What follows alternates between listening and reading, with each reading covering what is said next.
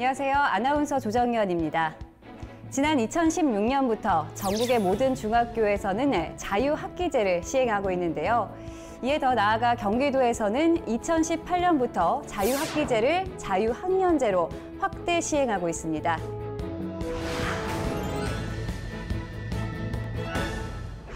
자유학년제 운영 방식에 대한 다양한 이야기들이 나오고 있습니다. 오늘 관련 내용 김지연 선생님 그리고 사교육 걱정 없는 세상 김태훈 부위원장님 모시고 함께 이야기 나눠보도록 하겠습니다. 안녕하세요.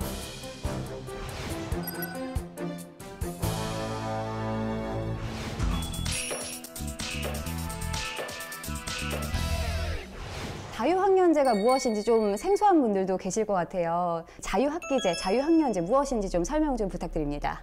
네, 이 자유학년제란 우리나라 중학교 학생들이 1년 동안 시험 부담에서 벗어나서 다양한 체험들을 통해서 학생들이 미래 핵심 역량을 길러주는 데 중점을 두고 있는 제도입니다. 주로 중학교 1학년에 한 학기에 도입이 됐던 거고요. 그 효과가 좀 긍정적이라는 평가가 많아서 일단 1년으로 확대를 하자라고 해서 올해부터 자유학년제가 이제 각 시도교육청별로 확산되고 있는 것이라고 볼 수 있습니다. 네, 그렇다면 이렇게 자유학년제를 추진하게 된 배경이 있나요? 사실은 우리나라에서 학생들이 너무 학업에 매여 있고 진로 탐색이나 다양한 체험의 학습의 기회가 좀 필요하다라는 문제의식들이 이어져 왔고 이제 자유학기제라는 정책으로 이게 출연하게 된 것이라고 볼 수 있습니다. 그렇다면 중학교 1학년 학생들은 지금 기말고사나 중간고사 전혀 보고 있지 않는 건가요? 네네. 우리가 기존에 알고 있는 시험지를 통해서 보는 그런 지필평가를 보지 않는다는 것이고요. 자유학기제, 자유학년제에서도 과정중심 평가라고 부르는 다양한 방식의 평가는 이루어지고 있습니다. 네. 그렇다면 이제 자유학년제를 통해서 학생들은 어떤 활동을 하게 되는지 좀 궁금하거든요. 구체적인 활동 사항 좀 설명 부탁드립니다.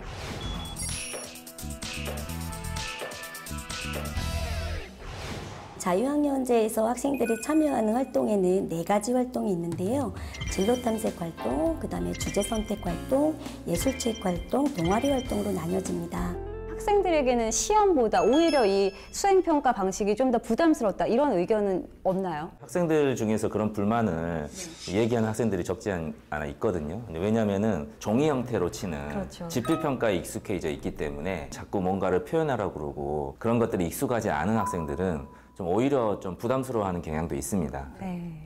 선생님께서는 또 어떻게 생각하십니까? 자유학년제에서는 학생들은 내신 성적에 반영되지 않다는 걸 알고 있기 때문에 많이 부담스러워하지는 않는 것 같아요. 네. 다만 이런 활동한 평가 결과를 학생생활기록부에 그 서술형으로 기록되는 부분이 있어서 더 나은 평가를 받기 위해서 노력을 하지 않고 있나 생각해 봅니다. 실제로 이제 작년에 한국교육개발원에서 만족도 조사를 한 걸 보니까요.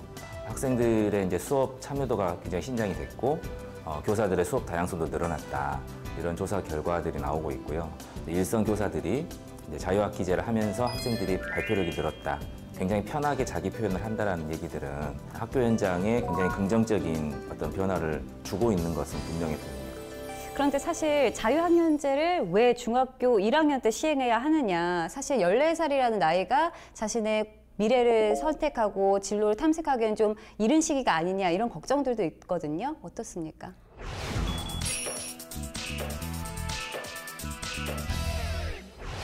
중학교 1학년 14살의 나이가 결코 어리다고는 생각하지 않습니다. 자아가 형성이 되고 자기가 좋아하는 과목이 무엇이고 장래희망에 대해서 생각해 볼 수 있는 시작하는 나이라고 생각이 들거든요. 관심 있는 분야에 대해서 좀 더 미리 경험해보고 진로 계획을 하는 데 있어서 이 중학교 1학년의 나이는 어리다고 생각은 하지 않습니다. 한편으로는 아쉬운 부분이 있는 것도 사실이거든요. 사실은 고등학교 입시에 대해서 부담을 가질 수밖에 없기 때문에 우리나라에 도입될 때 중1에 도입됐던 것이고요.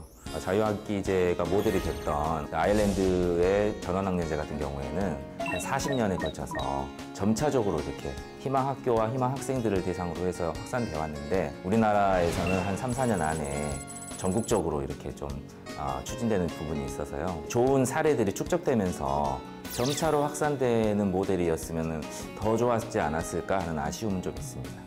네, 아무래도 자유학년제를 지금 정착시켜 나가는 과정이다 보니까 풀어야 할 숙제도 많은 것 같습니다. 특히 학부모들의 우려의 목소리가 있다고 들었는데요. 어떤가요?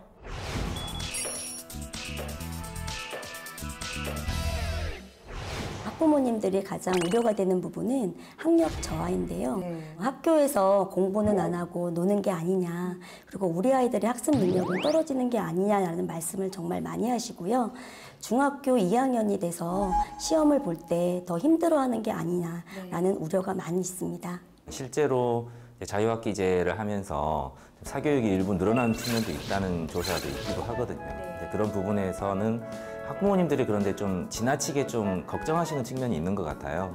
자유학기제라고 해서 정규 수업이 이루어지지 않는 것은 아니고요. 국영수 주요 교과 같은 경우에는 수업 시수라든지 이런 것들이 많이 줄어들지는 않거든요. 지필평가의 형태는 아니지만 또 다양한 형태의 평가를 하고 있기 때문에 너무 학부모님들께서 이제 걱정하시지는 않으셔도 되지 않을까. 그렇다면 이제 자유학년제를 잘 운영하기 위해서 어떤 개선점과 노력들이 필요할지 궁금한데요.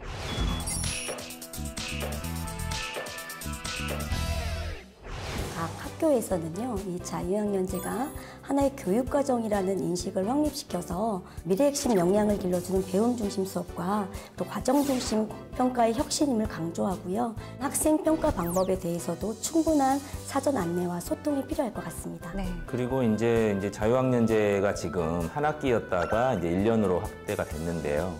이것들이 아무쪼록 이제 입시제도 같은 환경적 요소에 이제 막히지 않고 앞으로도 우리나라 교육을 좀 개선하는데 계속해서 이렇게 좀 발전해 나갔으면 좋겠다, 그런 생각이 듭니다.